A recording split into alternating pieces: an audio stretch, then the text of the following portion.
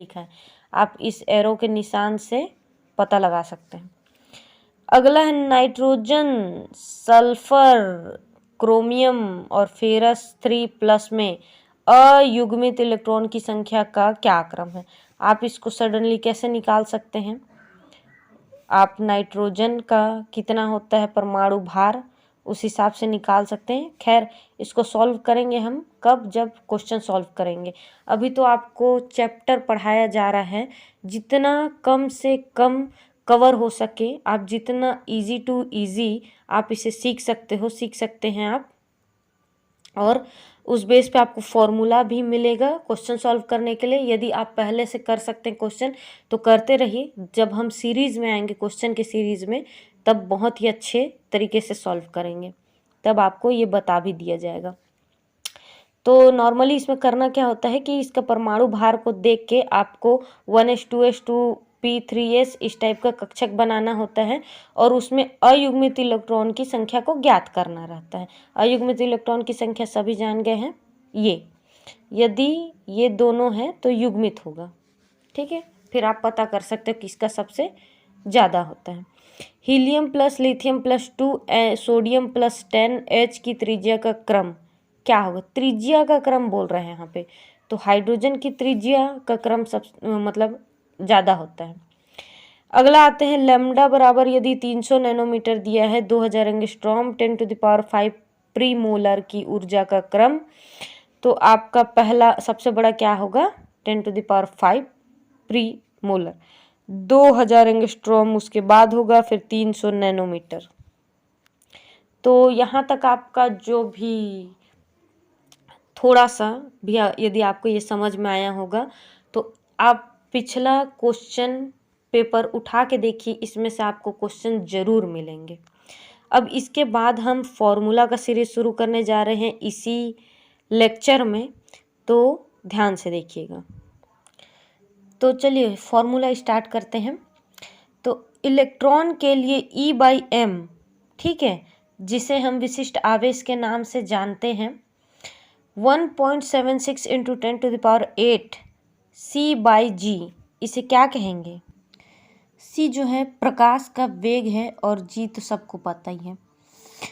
Electron का द्रव्यमान कितना होता है 9.1 × 10⁻31 किलोग्राम। ये आपके फिजिक्स के लिए भी इम्पोर्टेंट है, तो अच्छे से याद कीजिएगा। गतिक इलेक्ट्रॉन का द्रव्यमान क्या होता है m' बराबर m/1 - v²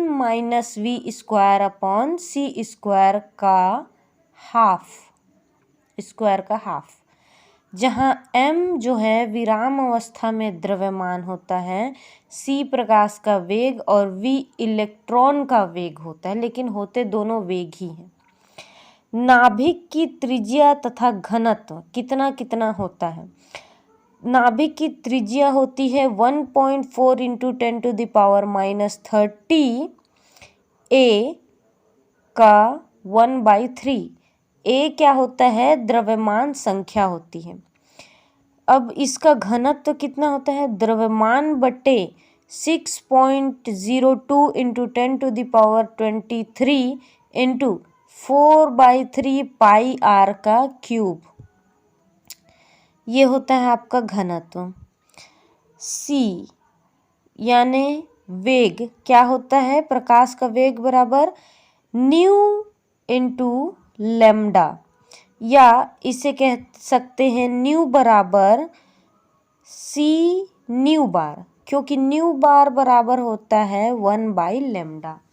आप यहाँ से ध्यान से देखिए कि आपका C बराबर न्यू लैम्डा है। उसके बाद यहाँ पर क्या किया है डायरेक्ट आपको लिख दिया है न्यू बार, किसके जगह में 1/λ। चूँकि जब आप न्यू को लाओगे तो लैम्डा को C के नीचे में लगाओगे, और यहाँ पे क्या है C × 1/λ है एक्चुअल में, तो न्यू बार बराबर होता है 1/λ। ठीक है, आपको समझ में आ रहा है। यहाँ पे किया है दोस्तों, ये तो आपको समझ में आ रहा है। फिर क्या कर दिया है न्यू बराबर C/λ कर दिया है एक्चुअल में। ठीक है, आपको न्यू निकालना है तो इसको ले आए हैं, और यही एक्चुअल में क्या होता है, c इंटू 1/λ होता है, और 1/λ किसका फॉर्मूला होता है, न्यू बार का। तो इसीलिए लिखा गया है न्यू बराबर c न्यू बार। अब आपको समझ में आया होगा। अगला है विद्युत चुंबकीय विकिरण स्पेक्ट्रम। चूंकि हम सभी जानते हैं E बराबर mc² आइंस्टीन का समीकरण है, और E बराबर h न्यू प्लांक का समीकरण है, फर्स्ट सेकंड। तो E बराबर जो होता है hc न्यू बार भी होता है। तो यहाँ पे क्या करेंगे, न्यू बार अभी देखें क्या होता है, 1/λ, और लैम्डा बराबर यदि निकालेंगे तो hc जो है पहले होगा, E इधर आ जाएगा hc के बटे में।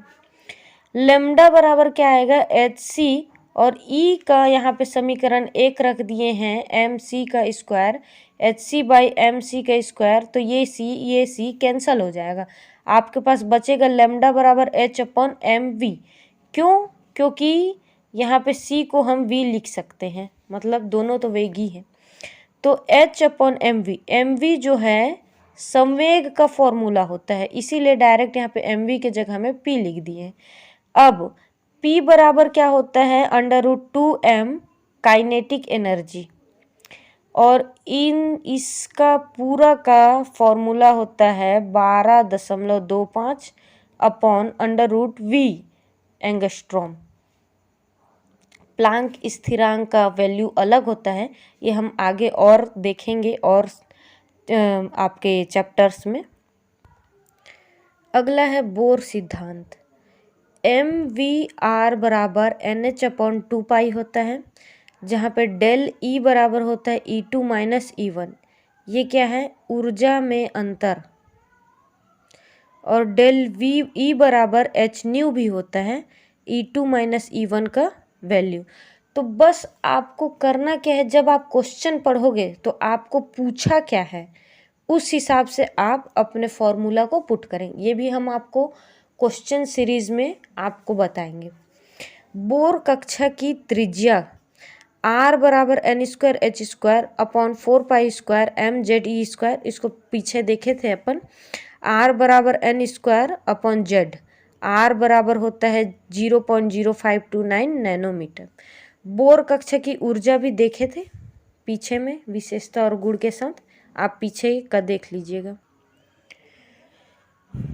हाइड्रोजन जैसी स्पीसीज की आयनन ऊर्जा क्या होती है, IE, इसे आयोनाइजेशन एंथैल्पी इंग्लिश में कहते हैं, और हिंदी में आयनन ऊर्जा कहते हैं, आप सबको पता होगा। आयोनाइजेशन एंथैल्पी हाइड्रोजन की परमाणु क्रमांक का स्क्वायर। जैसे हीलियम का सेकंड आयनन ऊर्जा निकालना है तो क्या होता है, आयनन एनर्जी यहाँ पे 2 लगा देंगे, क्योंकि हाइड्रोजन के यहाँ पे सेकंड आयनन ऊर्जा देख रहे हैं। 13.6 × 4 बराबर 54.4 इलेक्ट्रॉन वोल्ट जो होता है आयनन ऊर्जा सेकंड की। लिथियम की थर्ड आयनन ऊर्जा क्या करेंगे, 13.6 × 9। तो यहाँ पे जैसे कि आपका हाइड्रोजन का परमाणु क्रमांक यदि 2, तो 2 दूनी 4, और फिर उसका तीसरा का 9। यहाँ पे हम लिथियम का कर रहे हैं तो उसका क्या हो जाएगा, 3 का 9। हाइड्रोजन हिलियम लिथियम, तो उसका 3 गुना 9, तीसरा आयनन ऊर्जा देखना है तो गुणा कर लेंगे तो इतना इलेक्ट्रॉन वोल्ट आपका आ जाएगा। वेग हाइड्रोजन परमाणु का क्या होगा, 2.18 × 10⁸ n सेंटीमीटर पर सेकेंड। इलेक्ट्रॉन की कक्ष में प्रति सेकेंड चक्करों की संख्या क्या होती, v/2πr, प्रति सेकेंड चक्कर, ठीक है, हर एक सेकेंड का आप निकाल सकते हैं v/2πr से।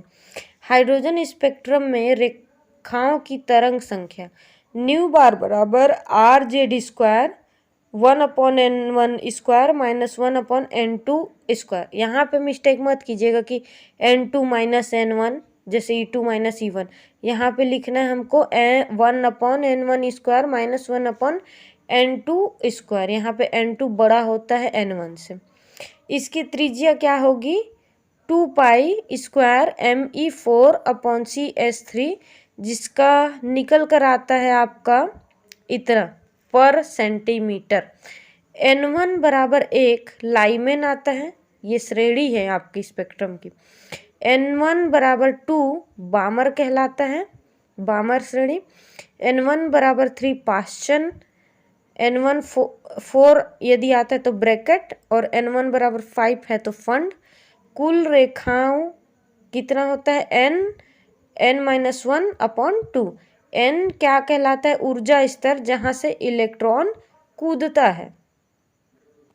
संक्रमण जिसे हाइब्रिडाइजेशन कहते हैं, बाकी वाला कोरोना संक्रमण नहीं, ठीक है। N2-N1 स्पेक्ट्रमी रेखाओं की संख्या क्या होती है? N2-N1 + 1 कोष्टक, फिर कोष्टक N2-N1/2। ये सभी फॉर्मूला है जो आपको न्यूमेरिकल बनाने में पूरा मदद करेगी। अन्य हाइड्रोजन जैसी स्पीसीज न्यू बार बराबर RZ², ये बराबर है, यदि आपको दिख नहीं रहा होगा तो RZ² 1/N1² - 1/N2²। न्यू बार मैक्सिमम कितना होता है? 1/λ बराबर RZ² और N1², ये होता है। और यदि मिनिमम किया जाए तो 1/λ मैक्सिमम। अच्छा, यहाँ पे ध्यान देना कि मैक्सिमम यदि करें तो यहाँ पे मिनिमम आता है, मिनिमम यहाँ पे करें तो यहाँ पे मैक्सिमम आता है। तो RZ² 1/N1² माइनस 1/N1+1 का स्क्वायर, ठीक है। डी ब्रागली की संकल्पना क्या होगी? लैम्डा बराबर H/mv बराबर mv का पहले ही देख लिए थे कि H/p आएगा। अब आते हैं हाइजेनबर्ग की अनिश्चितता का सिद्धांत, जिसमें कण और तरंग दोनों ही देखे जाते हैं। तो इसका फॉर्मूला होता है ΔX × ΔP, बड़ा और बराबर का निशान है ये, H/4π।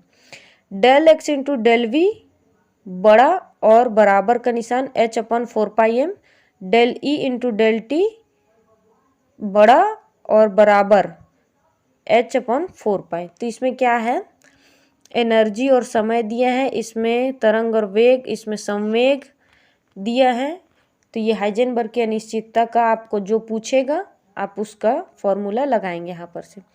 प्रकाश विद्युत प्रभाव क्या होता है? hν बराबर W + ½ mv², जहाँ W कार्यफलन है, ν0 देहली आवृत्ति है, ν बराबर धातु पृष्ठ पर आपतित प्रकाश की आवृत्ति है, v बराबर उत्सर्जित इलेक्ट्रॉन का वेग है। चुंबकीय आघूर्ण क्या होता है? म्यू बराबर √n+2 bm, इसको बैरोमैग्नेटिक कहा जाता है। त्रिज्या, ऊर्जा तथा वेग क्या होता है? R1/R2 बराबर N1² RA/RB ZB/ZA। E1/E2 बराबर N2² N1², EA/EB ये एनर्जी का है, ZA² ZB², ये वेग का है, V1/V2 बराबर N2/N1, VA/VB बराबर ZA/ZB। फोकस, nth कोष में उपकोषों की संख्या यदि ज्ञात करनी हो तो n, उपकोष में ऑर्बिटल की संख्या ज्ञात करनी हो तो 2l + l, उपकोष में अधिकतम इलेक्ट्रॉन की संख्या 2 कोष्टक 2l + 1, यहाँ पे 1 है दोस्तों। nth कोष में अधिकतम इलेक्ट्रॉन की संख्या 2n²। ऑर्बिटल की ऊर्जाओं का आरोही क्रम, इसको तो सब जानते हैं, 1s 2s 2p 3s, ठीक है। अभी तक आपको याद भी हो गया होगा मेरे इस लेक्चर में। ऑर्बिट में तरंगों की संख्या क्या होती है? n बराबर परिधि अपन तरंगदैर्ध्य, 2πr परिधि है अपन लैम्डा, ये है। तो दोस्तों यदि आज का आपको लेक्चर पसंद आया हो तो ऐसी ही कंटेंट आपको मिलने वाली है अल्टरनेट डेज पे। चूँकि मैंने बताया कि बायो भी इसी में अपलोड होगा, तो हर दिन 2 वीडियो पॉसिबल नहीं है, इसलिए अल्टरनेट डेज पे आपको मिल जाएगी बायो की और केमिस्ट्री की। यदि आपको मेरा ये वीडियो पसंद आया हो तो लाइक, शेयर, कमेंट और सब्सक्राइब ज़रूर करें, ताकि आप नीट 2022 को बहुत अच्छे से क्लियर कर सकें। और यदि आपको कोई डाउट हो तो कमेंट बॉक्स में कमेंट कर सकते हैं। यदि मेरी इस वीडियो में कोई भी गलती हुई हो तो उसके लिए भी आप कमेंट कर सकते हैं, क्योंकि मैं भी इंसान हूँ। और यदि आपको लग रहा है कि अभी हम क्वेश्चन साथ में लेकर चलें तो ऐसा पॉसिबल नहीं हो पाएगा, क्योंकि पहले आप इसे याद करो, फिर यदि आपको लगता है कि आप इसमें से क्वेश्चन बना सकते हो तो आप बनाने का पूरा प्रैक्टिस कीजिए, क्योंकि अभी 100 दिन से ज़्यादा ही आपके एग्ज़ाम बाकी है, एग्ज़ाम डेट। तो आप कर सकते हो तो कीजिए, नहीं तो फिर हम खुद एक क्वेश्चन सीरीज़ लेकर आएंगे आपके लिए। थैंक यू दोस्तों।